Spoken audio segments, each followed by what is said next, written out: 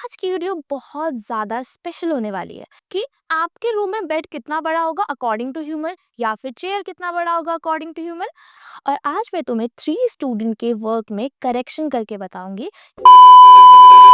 Hello everyone, welcome and welcome back to sketch school of art and creativity. आज की video बहुत ज़्यादा special होने वाली है। क्यों? हर वीडियो में मैं तुम्हें बोलती हूँ कि करेक्शन बहुत इंपॉर्टेंट है आपके स्केचेस में। आपको अपने स्केच को इम्प्रूव करना है, करेक्ट करवाना है, लेकिन कैसे? आज की वीडियो में हम यही डिस्कस करने वाले हैं कि आप अपने स्केचेस को कैसे करेक्ट कर सकते हैं। और आज मैं तुम्हें 3 स्टूडेंट के वर्क में करेक्शन करके बताऊंगी कि आप कैसे आइडेंटिफाई करें कि आपके स्केच में क्या गलतियाँ है। देखो, अगर आप किसी भी लेवल पे हो, अगर आप बिलो लेवल पे हो, आपके स्केचेस अच्छे नहीं बनते हैं, तो करेक्शन करवा के आप थोड़ा सा अपने स्केचेस को इम्प्रूव कर सकते हो। अगर आप एवरेज लेवल पे हो तो आप अबव लेवल पे पहुंच सकते हो, आप अपने स्केचेस को बहुत बेस्ट बना सकते हो। और अगर आप पहले से ही अच्छा बनाते हो तो आप अपने स्केचेस को एक्स्ट्रा ऑर्डिनरी बना सकते हो। तो हर स्टेज पे, चाहे हम अच्छा बनाए, हम एवरेज बनाए या फिर बहुत सुंदर स्केचेस बनाए, बहुत ज़रूरी होता है कि आप करेक्शन करवाओ और उसे इम्प्लीमेंट करो, उसे इम्प्रूव करो नेक्स्ट स्केच में, ताकि हर स्टेज पे आप और अच्छा और अच्छा और अच्छा कर पाओ। तो वीडियो को एंड तक देखना। चलो फटाफट से स्टार्ट करते हैं। ओके, तो सबसे पहले हम इस स्केच की बात करते हैं। अब ये जो स्केच है ये एकदम बेसिक बेडरूम का स्केच है। इसमें सारे एलिमेंट्स डाले हुए हैं, बेड डाला हुआ है, टेबल डाला हुआ है, चेयर डाला हुआ है, अपनी तरफ से सारा एलिमेंट डाला हुआ है। बट क्या ये स्केच करेक्ट है? बिल्कुल नहीं, ये स्केच बिल्कुल भी करेक्ट नहीं है। अब इस स्केच में गलत क्या है? इसमें प्रोपोर्शंस गलत है। अब प्रोपोर्शंस होते क्या है? अगर हम कह रहे हैं कि प्रोपोर्शन गलत है तो पहले तुम्हें ये समझना होगा कि क्या होता है प्रोपोर्शन।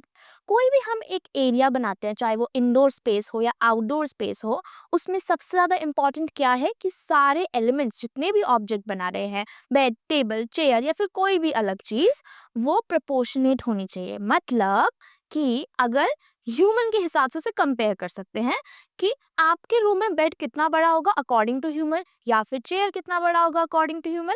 अगर वो छोटा बड़ा है आपके स्केच में, मतलब आपका स्केच प्रोपोर्शनेट नहीं है। ओके, सो स्केच में हम देखते हैं ये हमारा होराइजन लाइन है और ये हमारा वैनिशिंग पॉइंट है। ठीक है, तो होराइजन लाइन क्या है? मतलब ह्यूमन का हाइट, मतलब मेरी हाइट इतनी है तो इस लेवल तक होराइजन लाइन बनता है। ठीक है, और वैनिशिंग पॉइंट इसके सामने ही जो व्यूअर है वो है। ठीक है, ये मतलब हो गया।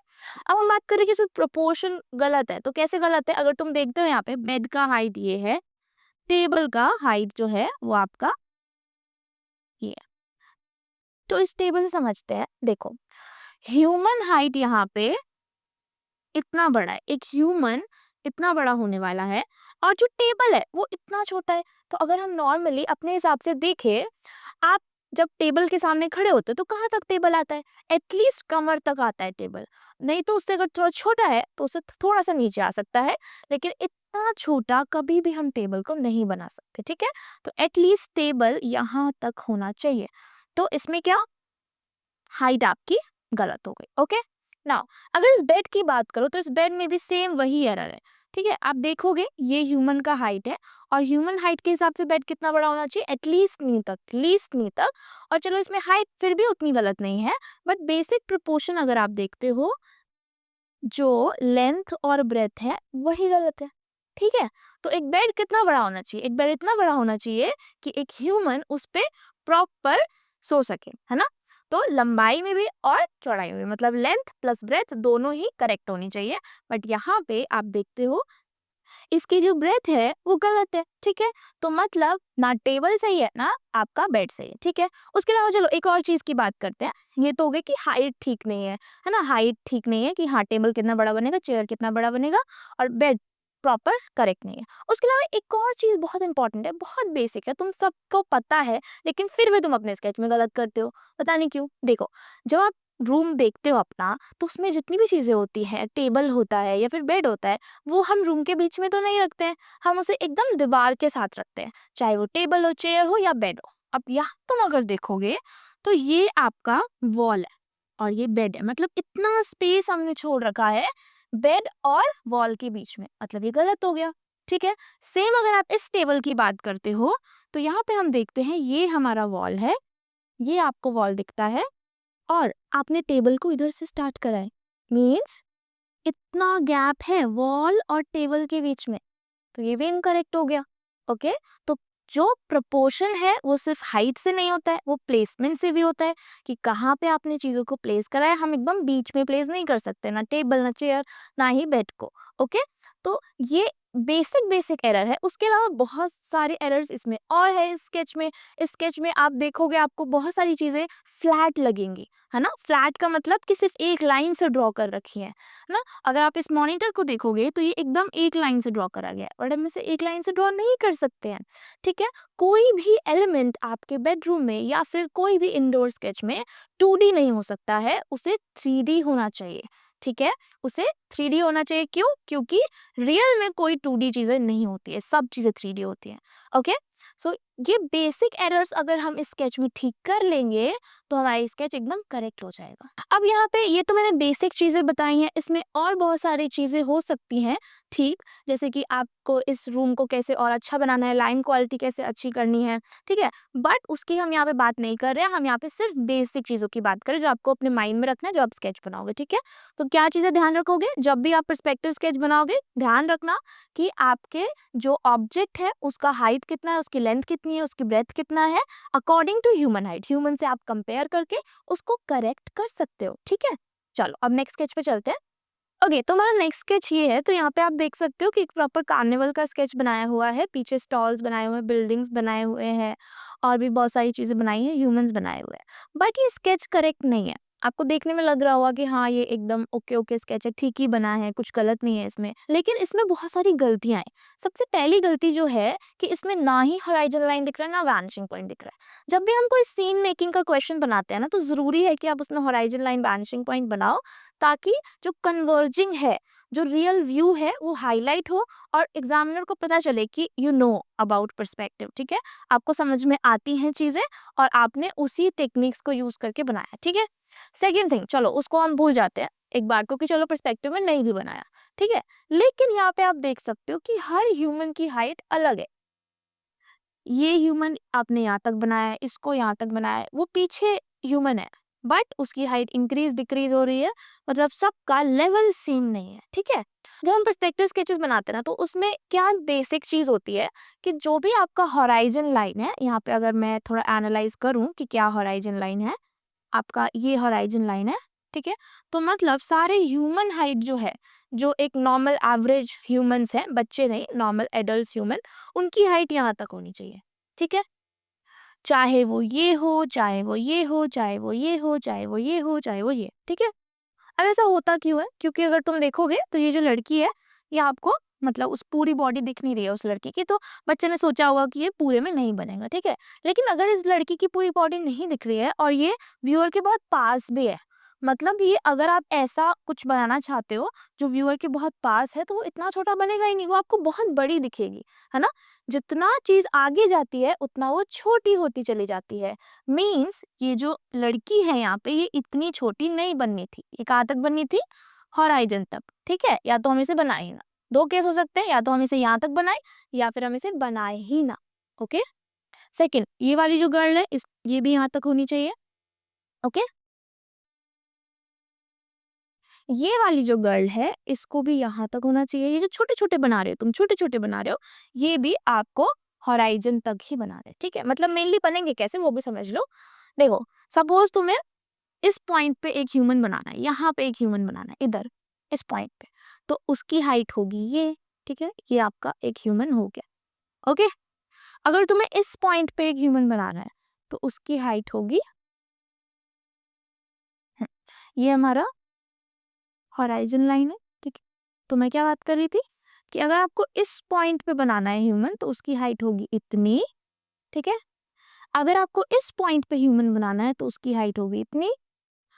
जितना नीचे आते जाओगे उतना बस आपको क्या करना है, होराइजन तक उसका हेड रहेगा, ठीक है। मतलब ये वाली जो लड़की है उसकी हाइट होनी चाहिए कहाँ तक? यहाँ तक, ठीक है। जितना वो आगे आते चले जाएंगे उतना उनकी हाइट इंक्रीज होती चली जाएगी और होराइजन लाइन तक ही रहेगी। तो इस स्केच में आपने क्या समझा कि जितना ह्यूमन पास आएगा उतना वो बड़ा आपको दिखेगा, जितना वो पीछे जाएगा उतना छोटा दिखेगा, ठीक है। बट सबकी हाइट होराइजन तक रहेगी। ओके, नाउ देखो, ये जो चीज़ें हैं, आई नो कि तुम्हें थोड़ा-सा अलग लग रहा होगा क्योंकि हमें ये कभी स्कूल में नहीं पढ़ाया जाता है। लेकिन for creative exam like NID, NIFT, UCEED, इन सब के लिए आपको पर्सपेक्टिव स्केचिंग आनी चाहिए क्योंकि इन सारे एग्ज़ाम्स में आपको सीन मेकिंग आता है, आपको व्यू बनाने के लिए बोला जाता है। और ऐसा नहीं है कि तुम्हें सिर्फ़ बेसिक व्यू बनाने के लिए बोला जाता है। तुम्हें बोला जाता है कि आप एक आंट व्यू बनाओ, आप एक रैट व्यू बनाओ, आप एक क्रो व्यू बनाओ, ठीक है? तो बहुत अलग-अलग टाइप के आपको पर्सपेक्टिव स्केचेस आते हैं, बहुत अलग-अलग व्यूज़ आपको दिए जाते हैं। तो अगर तुम्हारा बेसिक ही क्लियर नहीं होगा तो तुम अलग व्यूज़ तो नहीं बना पाओगे ऑब्वियसली। तो सबसे पहले ज़रूरी है कि अपने बेसिक स्केचेस को करेक्ट करो। ये छोटी-छोटी गलतियाँ आपके स्केचेस में नहीं होनी चाहिए। और अगर आप तुम्हारा स्केच अच्छा नहीं बन रहा है, ये छोटी-छोटी गलतियाँ अगर तुम इम्प्लीमेंट कर लोगे, अपने स्केच में करेक्ट कर लोगे उसे, तो तुम्हारा स्केच अपने आप ही अच्छा दिखने लगेगा। ओके? नाउ अब हम बात कर लेते हैं नेक्स्ट स्केच की। ओके, सो इस स्केच की बात करते हैं। ये स्केच में तुम्हें लगेगा कि इसमें उतना कुछ गलती तो है नहीं, ये तो अच्छा ही बना है ना? लेकिन इस स्केच में भी करेक्शन है, इस स्केच में भी गलतियाँ हैं। पर क्या गलतियाँ हैं उसे मैं तुम्हें बताती हूँ। देखो, अगर आप यहाँ पे देखते हो तो सबसे पहले देख लेते हैं कि इसका होराइज़न और वैनिशिंग पॉइंट क्या है। तो आप देख सकते हो this is the vanishing point, ठीक है? ये वैनिशिंग पॉइंट है और यहीं पे आपका जो है होराइज़न आएगा, ओके? मतलब अभी मैंने पीछे बताया था ये क्या है? ह्यूमन हाइट है, ठीक है? यही ह्यूमन हाइट है। अब देखो, जब भी हम वन पॉइंट पर्सपेक्टिव में स्केच को बनाते हैं ना, तो हमें ध्यान रखना है कि जितने भी ऑब्जेक्ट्स हम बना रहे हैं, वो सब क्या हो? वो सब एकदम फ्रंट व्यू से हो, ठीक है? मतलब हॉरिजॉन्टल लाइन हो उनके बेस पे, ठीक है? जैसे कि यहाँ पर हमें दिख रहा है कि ये हॉरिजॉन्टल बेस है और थोड़ा-सा गलत कर रखा है। एक इधर से बड़ा बना रखा है, इधर से छोटा बना रखा है, मतलब गलत, ठीक है?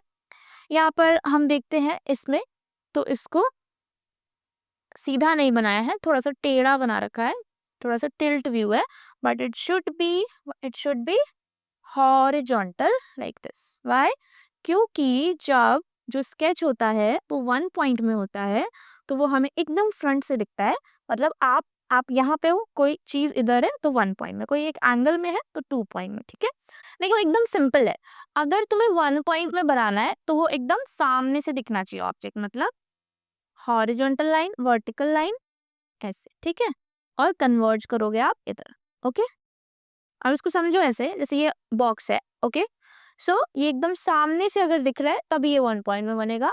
अगर थोड़ा-सा भी टेढ़ा हो गया, इस तरीके से टिल्ट हो गया, इस तरीके से टिल्ट हो गया, किसी भी अदर एंगल में टिल्ट हो गया, तो ये वन पॉइंट में नहीं रहेगा, ठीक है? अगर मुझे इसे वन पॉइंट में बनाना है, इस ऐसे ऑब्जेक्ट को सामने से एकदम सामने से इसे मुझे अगर वन पॉइंट में बनाना है, तो मुझे क्या करना पड़ेगा? मुझे इन सब को हॉरिजॉन्टल रखना पड़ेगा, ठीक है? इसे हमने हॉरिजॉन्टल रखा, ये वाला भी हॉरिजॉन्टल होना चाहिए, है ना? और ये भी एकदम हॉरिजॉन्टल होना चाहिए, ठीक है? ओके, तो ये तो हमने एक बात कही। अब मैंने तुम्हें फर्स्ट स्केच में भी बताया था कि जो सारे ऑब्जेक्ट है, उनकी जो बेसिक मेजरमेंट है वो करेक्ट होनी चाहिए, बेसिक हाइट उसकी करेक्ट होनी चाहिए, ठीक है? तो अब यहाँ पे देखो, जो आप देख पा रहे हो, ये टेबल है, यहाँ पे आप देखो ये टेबल है और इसकी हाइट इतनी है। इस टेबल की हाइट इतनी है ना? और ह्यूमन हाइट मेरी कितनी है? ह्यूमन हाइट मेरी इतनी है। मीन्स ये टेबल जो है वो मतलब अप्रॉक्स नी तक है, नी से थोड़ा-सा ऊपर। तो इतना छोटा कोई भी टेबल नहीं होता है ना? टेबल कहाँ तक होता है? एटलीस्ट कमर तक, है ना? वेस्ट तक टेबल होता है। ओके? तो ये वाली गलती यहाँ पे अगेन रिपीट हो रही है, ठीक है? तो यही बेसिक छोटी-छोटी एरर्स हम करते हैं अपने स्केचेस में जो हमें नहीं करने। तो कौन-कौन से हमने अभी आज देखे कि क्या-क्या एरर्स आपको नहीं करने हैं पर्सपेक्टिव स्केचिंग में? देखो सबसे पहला और बेसिक एरर जो आपको नहीं करना है कि आपकी सारी लाइंस वैनिशिंग पॉइंट पे जानी चाहिए। जैसे अगर आप ये देखोगे तो ये वैनिशिंग पॉइंट पे नहीं जा रहा है, इसको इधर जाना चाहिए, इधर, बट ये नहीं जा रहा है, ओके? ये वाला जा रहा है, इसको अगर आप देखते हो तो ये जा रहा है वैनिशिंग पॉइंट पे, बट पीछे वाला नहीं जा रहा है। अगर पीछे वाले को आप प्रॉपर क्यूबॉइड कर दो तो वो नहीं जा रहा है, ओके? तो पहला बेसिक थिंग आपको ध्यान रखना है कि जितने भी ऑब्जेक्ट बनाओगे उसमें 3 लाइन्स बनाओगे, कितने? 3 line, horizontal, vertical and then converging, जो कि जाएंगे वैनिशिंग पॉइंट पे, ठीक है, ये बेसिक चीज़ हो गई। उसके अलावा जितने भी ऑब्जेक्ट बनाओगे, उनका जो हाइट है, बेसिक प्रोपोर्शन है, वो करेक्ट रखना है, ठीक है? सारे ह्यूमन्स को होराइज़न लाइन तक बनाना है, ठीक है? ये कुछ बेसिक चीज़ें जो आपको ध्यान रखनी है। उसके अलावा कोशिश करना है कि जो भी आप प्लेसमेंट कर रहे हो, वो आप अच्छा करो, ओके? तब जाके आपका स्केच बहुत ज़्यादा, बहुत ज़्यादा अच्छा बनेगा, ठीक है? तो गाइज़, ये तो जो कुछ चीज़ें हैं मैंने तुम्हें अभी बताई हैं, एंड आई नो कि पर्सपेक्टिव स्केच जो है एक बहुत ही वास्ट कॉन्सेप्ट है। तो अगर तुम चाहते हो प्रॉपर पर्सपेक्टिव स्केच सीखना चाहते हो, तो कमेंट बॉक्स में लिखो कि तुम्हें पर्सपेक्टिव स्केचिंग प्रॉपर सीखनी है, तो हम पर्सपेक्टिव के ऊपर वीडियो लेके आएँगे। वरना अगर तुम्हारे रिस्पॉन्स नहीं आएगा, तुम्हें नहीं चाहिए, नहीं सीखना है, तो ऑब्वियसली नहीं आएगी वीडियो, ओके? तो लिखोगे कमेंट बॉक्स में, तो बिल्कुल पर्सपेक्टिव के ऊपर वीडियो आएगी। बेसिक पर्सपेक्टिव स्केचिंग क्या होती है, कैसे बनाते हैं। उसके अलावा अगर तुम्हें प्रॉपरली एनआईडी, एनआईएफटी, यूसीड के लिए प्रिपेयर करना है, तो you can book free demo class. नीचे जो नंबर दिख रहा है ना, वहाँ पे आप कॉल या व्हाट्सएप करके फ्री डेमो बुक कर सकते हो, क्योंकि बहुत ज़रूरी है अपने ऊपर काम करना अगर तुम एनआईडी, निफ्ट और यूसीड के लिए प्रिपेयर कर रहे हो। एनआईडी, निफ्ट, यूसीड में ये सारे बहुत सारे वास्ट कॉन्सेप्ट आते हैं, और अगर आपको उसको प्रॉपर गाइडेंस के साथ सीखना है, क्योंकि जितना भी तुमने देखा यहाँ पे, तो अगर तुम कोई गलती कर रहे होगे, तो यूट्यूब पे तो तुम्हें नहीं समझाया जा सकता है ना? तुम्हें नहीं बताया जा सकता कि पर्सनली तुम्हारे स्केच में ये गलती है ना? या फिर इसको आप ऐसे करेक्ट कर सकते हो, क्योंकि टू वे कम्युनिकेशन है ही नहीं। मैं तो सिर्फ वीडियो में बोल रही हूँ ना, इंस्टॉल सकते हो, बट तुम मुझसे पूछ ही नहीं सकते। इसीलिए क्लासेस जब होती हैं, प्रॉपर लाइव क्लासेस होती है, इंटरेक्शन होता है, तो आप इजीली अपने करेक्शंस को समझ पाते हो। आप समझ पाते हो कि हाँ, मुझे तो यहाँ इम्प्रूव करना है, ये वाला पार्ट मेरा वीक है, इसको इम्प्रूव करूंगी तो मेरा स्केच इम्प्रूव हो जाएगा। तब जाके हम अच्छा प्रिपेयर कर पाते हैं, अपना बेस्ट निकाल पाते हैं। और देखो, भले ही हम कुछ भी कह लें कि हाँ ट्रिक्स होती हैं, ये होता है, इससे क्वेश्चन सॉल्व हो सकता है, लेकिन जब तक खुद पे काम नहीं करोगे तब तक कुछ नहीं होता। सच में, अगर तुमने एक क्लास करी है ना, एक क्लास में तुम समझते हो कि 1 घंटे में पूरा पर्सपेक्टिव स्केच सीख लोगे, नहीं सीख पाओगे, बहुत टाइम लगता है। क्योंकि कॉन्सेप्ट सीखना होता है, बनाना होता है, करेक्शन करने होते हैं, इम्प्रूव करना होता है, अलग-अलग चीज़ों को ऑब्ज़र्व करना होता है, बहुत टाइम लगता है। मतलब ये फास्ट प्रोसेस नहीं है, ये स्लो प्रोसेस है। स्केचिंग सीखना स्लो प्रोसेस होता है, जिसमें टाइम लगता है, और आपको टाइम देना ही पड़ेगा अगर आप सीरियस हो। ओके? सो फटाफट से जाके फ्री डेमो बुक कर लो। आपको डिस्क्रिप्शन में वेबसाइट का लिंक मिल जाएगा, वहाँ से आप बुक कर सकते हो। और जो दूसरा मैंने बताया कि स्क्रीन पे जो नंबर दिख रहा है, वहाँ से आप फ्री डेमो बुक कर सकते हो। अभी कुछ इंटरेस्टिंग टॉपिक्स के साथ हम मिलेंगे नेक्स्ट वीडियो में, तब तक के लिए बाय।